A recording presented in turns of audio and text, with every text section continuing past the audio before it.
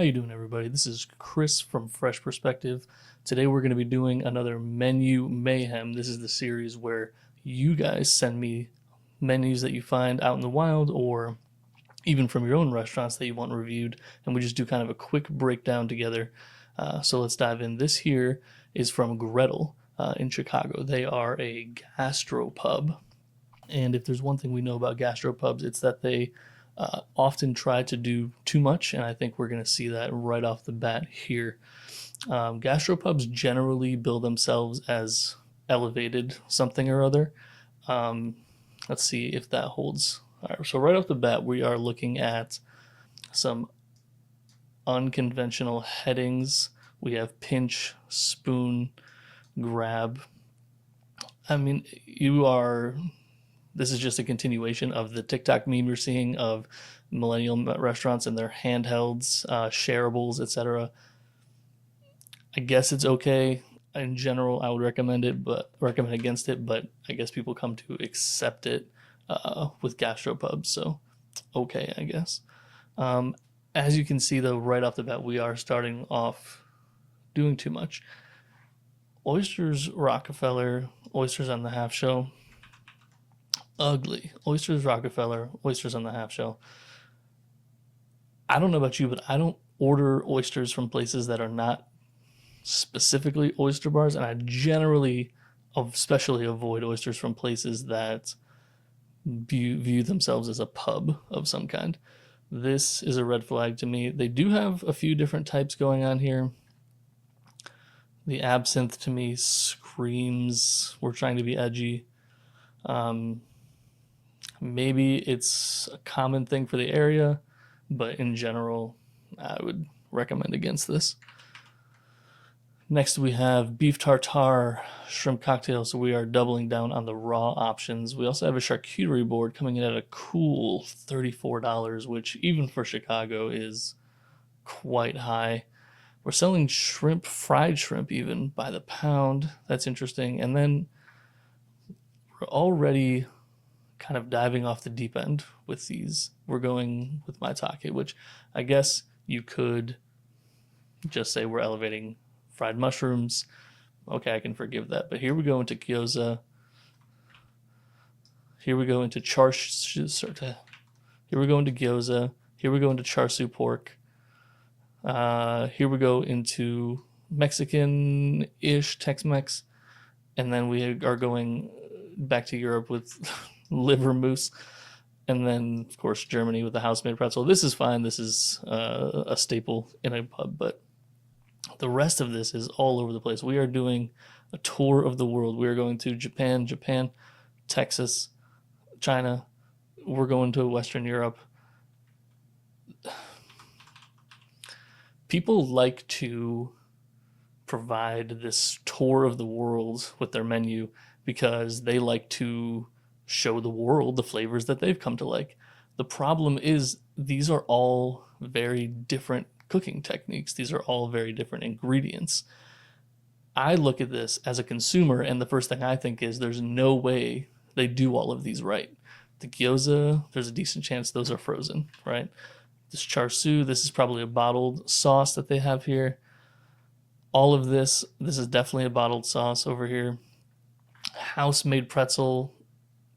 Just now, see, normally I wouldn't even blink at a house-made pretzel for a gastropub, but I'm over here questioning because of all these other things. These are the ideas that your menu can put in your consumer's head. Let's move on a little bit here. We see that this continues here. Lobster bisque. In addition to the shrimp cocktail, even I would say the chicken liver definitely. I just don't know what the vibe of this place is supposed to be. Like, this is a gastropub. We take elevated comfort food. But here we're talking about some fine dining type ingredients, and then we are charging fine dining prices for it. I don't want to go into a gastropub and pay $19 for a bowl of soup. That just, I can't imagine who's ordering this.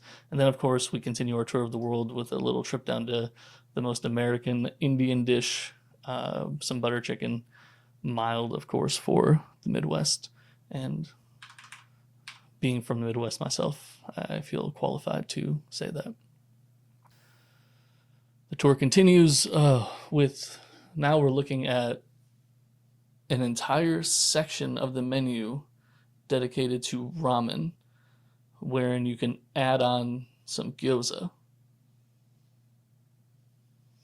If you're a ramen fan, you can let me know in the comments if you've ever been able to add on gyoza as part of your ramen order. I'm not quite sure what pork jam is. It's a little concerning to me.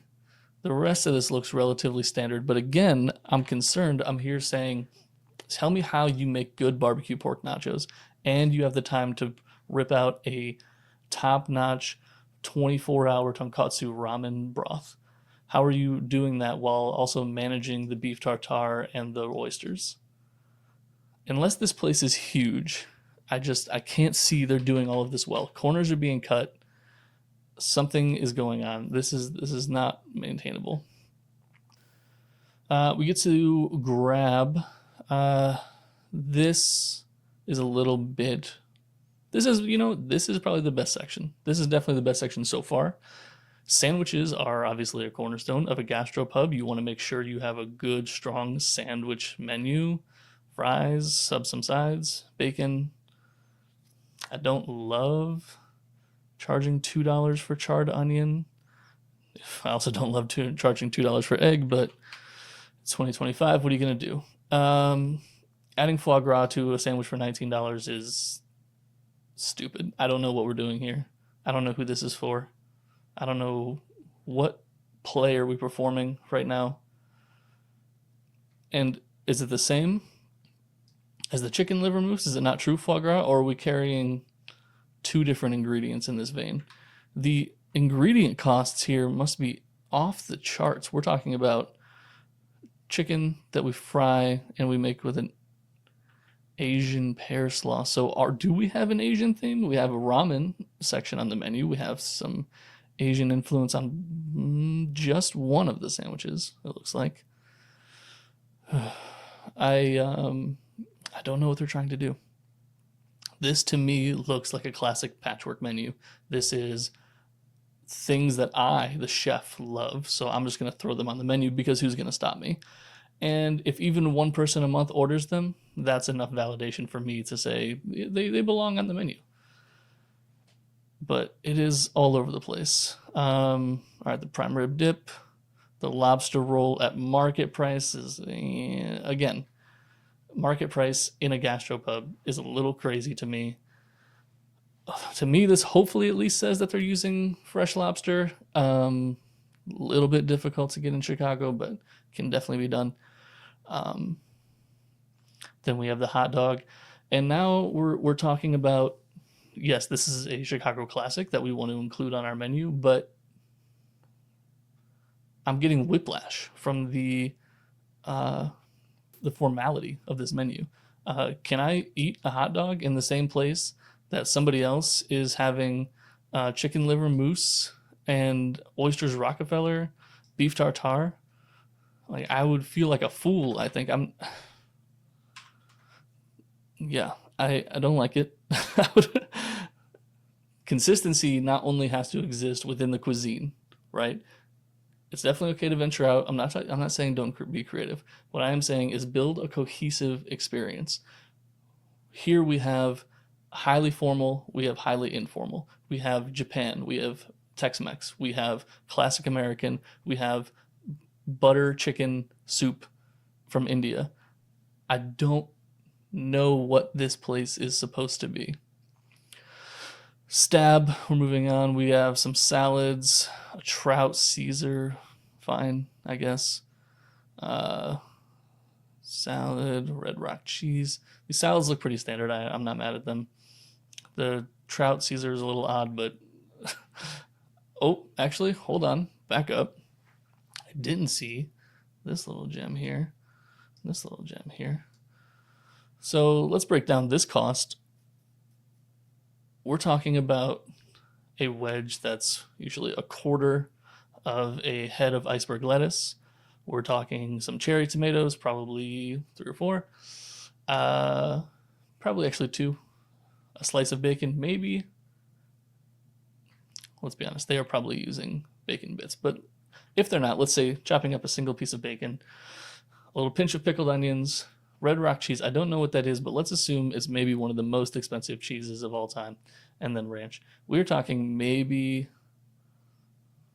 $6 of ingredients here.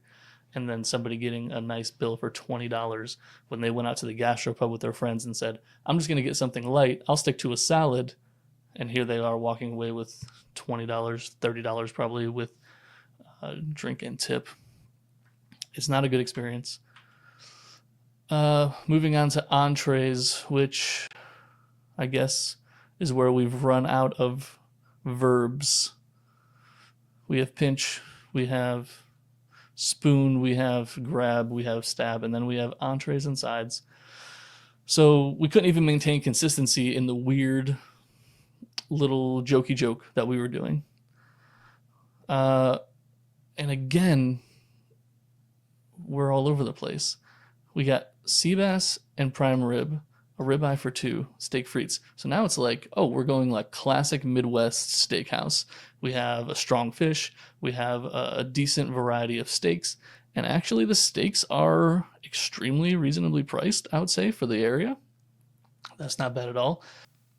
And then we bring the formality right back down with some fried chicken. This is not the South. I don't know why this is being added. White bread, even for the authentic like barbecue shack experience. I don't know what restaurant this is for. It's not for this one. And then we have spaghetti alla chitarra. I don't know what that is, but I don't also know of any traditional Italian dishes that have maitake and miso in them. So now we've gone from just bringing our tour of the world to different parts of the menu. We're bringing it into a single dish so you can have it all at once. And then let's finish this off. We're going to take a look at the sides finally. That also doesn't get a verb, sadly. Let's bring it back to gastropub expectations. We have comfort food, finger foods, usually, that are done in somewhat elevated, somewhat creative way. We saw that these are additional $5, I believe, to be added on, and then they have their own prices individually. I don't know how big they are, so it's difficult to judge the prices here. But let's take a look. Mashed potatoes and country ham gravy. Okay, mashed potatoes, I guess. Okay, if we're doing the steakhouse route for a gastropub, a little odd, but I probably wouldn't call it out, honestly. It's the country ham gravy that throws me. Again, what are the vibes we're going for? By using a descriptor like country ham, we're trying to bring in this rustic southern vibe of comfort food, which is great. It's fantastic for a gastropub, but it doesn't match with the rest of the menu. It doesn't even match with the side right below it. Crispy Brussels sprouts, fine, a gastropub staple, but with a sherry reduction, okay, also would be fine in a gastropub, but next to country ham gravy doesn't make any sense. And then we're back to Tex-Mex with the elote riblets. We are with the elote riblets. To me, this reads like trend chasing. People see it on TikTok, they see it on Instagram, people going crazy for these corn ribs as a vegetarian option. They're great. You can't just shove them anywhere you want in your menu. I would call out shishito peppers for also being yet another tour of the world item, but at this point, shishito peppers have just been co-opted by the gastropub industry. I feel like it makes no more sense to call them Asian than it does to call the soft pretzel Bavarian at this point. It's just become such a staple. The Kewpie mayo is a little bit of like an inside shout out, and I don't know. It's trying really hard, I think. Mac and cheese, bacon, scallion, breadcrumbs. I can pretty much guarantee this mac and cheese is terrible. It's probably made with some odd noodle. I'm just getting mad at this point. I'm just being kind of mean. There's no reason to think the mac and cheese is terrible, except for the breadcrumbs. I'm not a breadcrumb guy. And also, when you start bragging about the toppings that are on your mac and cheese as opposed to what goes into creating the mac and cheese, that's a little bit of a red flag for me. Harissa grilled carrots, cool, I guess. It's a little bit Mediterranean. And then, of course, we need the fries. So, overall, it's not this menu that needs work. Honestly, like the menu itself is okay in its design. There aren't any signature dishes called out anywhere, which is something that I'd like to see unless we are talking about these items. But then I feel like if you're not a steakhouse, calling out prime rib or ribeye for two as your signature items is a little odd. And I would also like to see a signature item, at least one per section. I want to see what's your signature appetizer. Is it the charcuterie board? That's how it's called out. Ramen, forget that. To be a gastropub and not have a signature sandwich is crazy. Absolutely crazy to me. But overall, the menu is organized okay. It's in a logical order. It's relatively easy to read. The prices are probably a little bit difficult to read in a dark gastropub, but that's nitpicking at this point. It's really the concept that needs help. This place doesn't know what it wants to be. Gastropubs are supposed to be elevated comfort food, but I don't want people to feel trapped in that definition. If you have a concept that you think works better, that you want to say, this is our gastropub, I'm 1,000% for that. But then you have to bring it together. You have to build a menu that tells your customers, tells your guests what kind of place they're walking into, what kind of specialties they can expect from the chef, what things the kitchen does best. And here, I have no idea what this kitchen does well. There's corners being cut somewhere because there's not a chef, there's not a kitchen staff in the world that can do all of this at a level that's needed for a restaurant in a major city. So where are the corners being cut? I'm just going to take a shot. I'm going to ask the server. They know. The servers know. They know what gets sent back. Yeah. It's not the worst menu I've seen. It's just a classic patchwork. It's all over the place.